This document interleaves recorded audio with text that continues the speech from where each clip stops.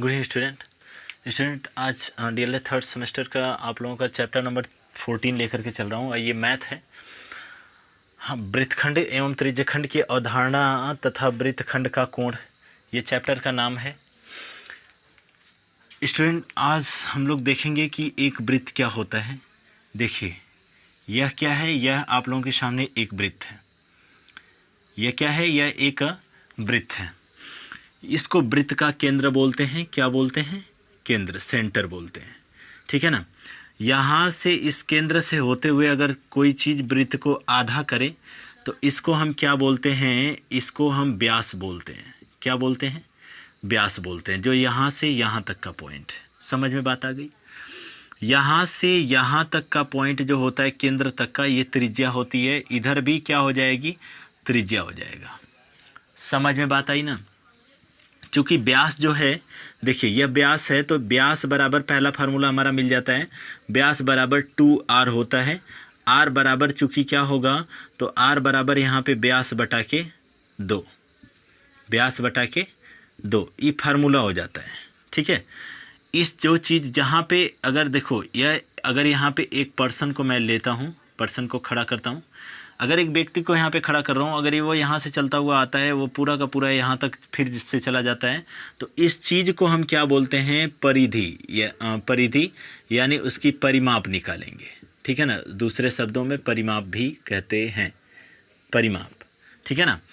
यहाँ से यहाँ तक अगर केंद्र से हट करके कोई हम इसमें वृत्त को वृत्त का पार्ट अगर काट लें तो यहाँ से क्या होता है? ये जीवा होती है। क्या होता है? जीवा होती है। ठीक है ना, जीवा होती है। पहले इतना आप लोग नोट कर लीजिए, फिर आगे बढ़ते हैं हम लोग। ठीक है। ध्यान से स्टूडेंट, अगर आप लोगों को क्लास पसंद आ रही होगी तो क्लास को शेयर करना बिल्कुल ना भूलें। ठीक है ना। और जो ये है ना, ये कोई है ना कि वहाँ पे सब्सक्राइब की बटन दबा करके फिर अनसब्सक्राइब कर दे रहा है, उसके लिए कोई बात नहीं है। आप लोग पढ़ते रहो बस। ठीक है। आप लोग जो लोग, मैं इसलिए सब्सक्राइब करने के लिए नहीं कहता हूँ कि मतलब आप लोग हमारा कुछ वो करोगे, चलो हाँ, मतलब आप लोगों के पास नोटिफिकेशन पहुँचे इसलिए मैं बोला करता हूँ। ठीक है ना।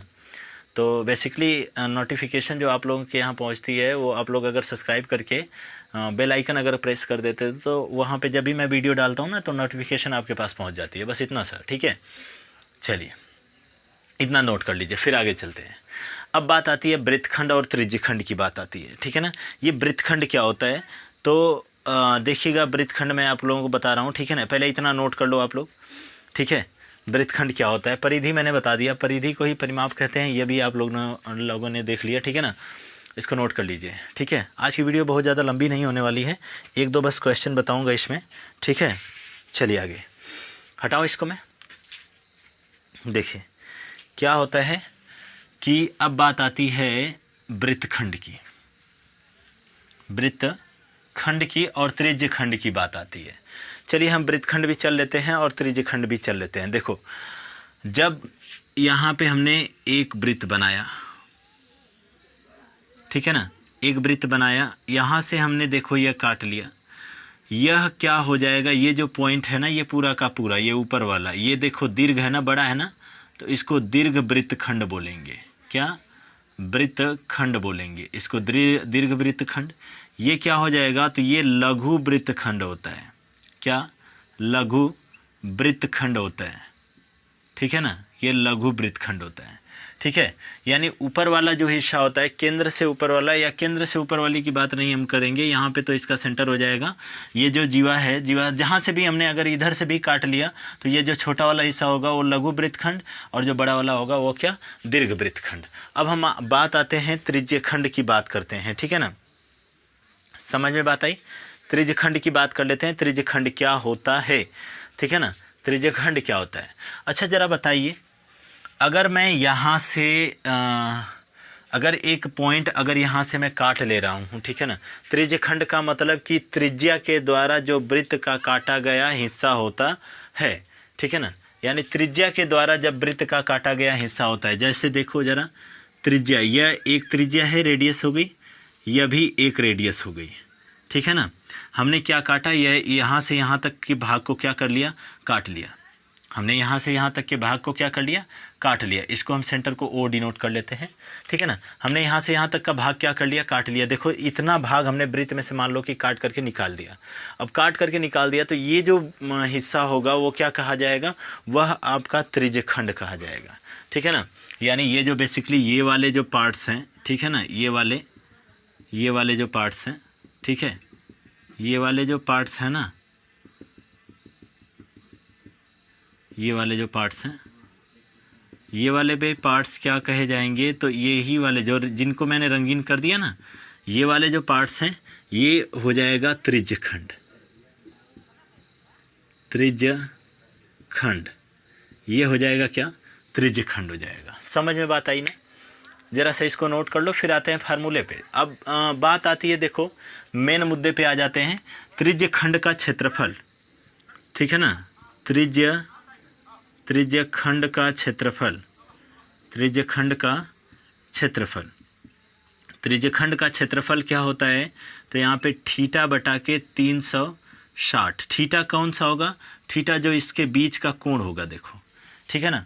थीटा बटा के 360 गुणे पाई आर स्क्वायर, गुणे क्या, पाई आर स्क्वायर, ठीक है ना। त्रिज्यखंड का क्षेत्रफल जो होता है थीटा अपॉन के 360 अंश गुणे पाई आर स्क्वायर, ठीक है ना।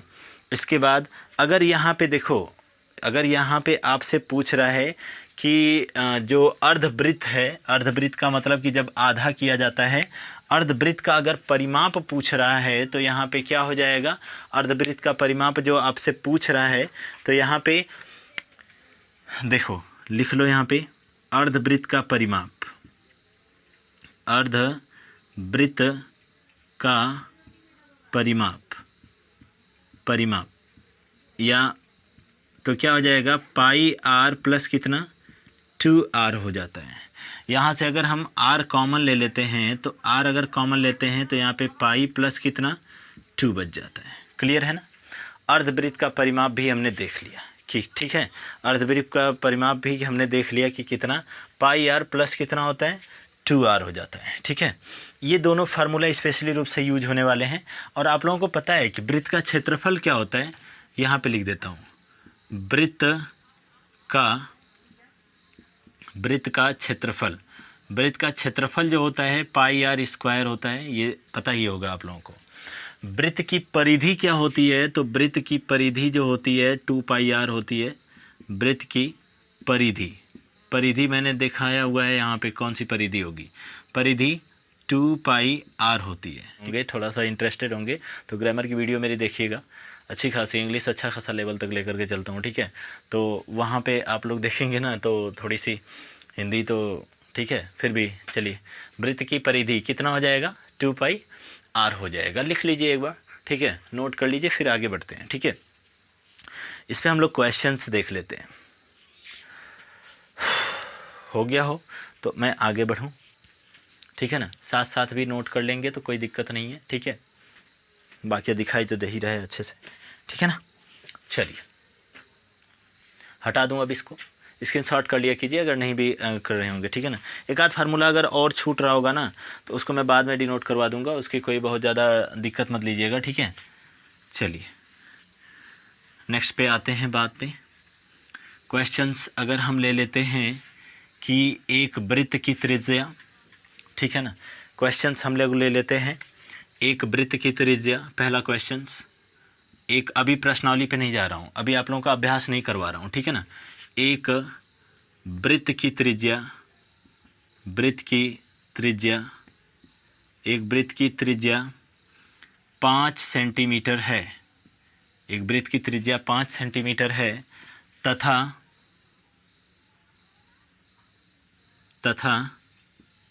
दो त्रिज्याओं के मध्य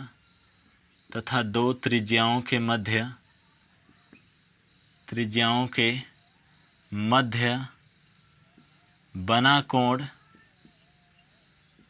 कोण 60 अंश का है, 60 अंश है, तो त्रिज्यखंड का क्षेत्रफल ज्ञात कीजिए। तो त्रिज्यखंड का क्षेत्रफल ज्ञात कीजिए, ठीक है ना, क्षेत्रफल ज्ञात कीजिए। चलिए देखिएगा, क्षेत्रफल ज्ञात कीजिए, ठीक है ना। अब यहाँ पे कह रहा है कि एक वृत्त की त्रिज्या 5 सेंटीमीटर है। क्वेश्चन दिखाई दे रहा है ना, दूसरे पेन से लिख रहा हूँ तो चलो अच्छा दिखाई दे रहा है। थोड़ा सा ना ब्राइटनेस आप लोग बढ़ा लीजिएगा, ठीक है। चलिए आगे।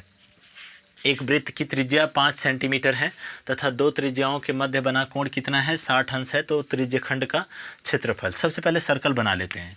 देखिएगा जरा, हमने सर्कल बना लिया यहाँ पे, ठीक है, हमने सर्कल बना लिया।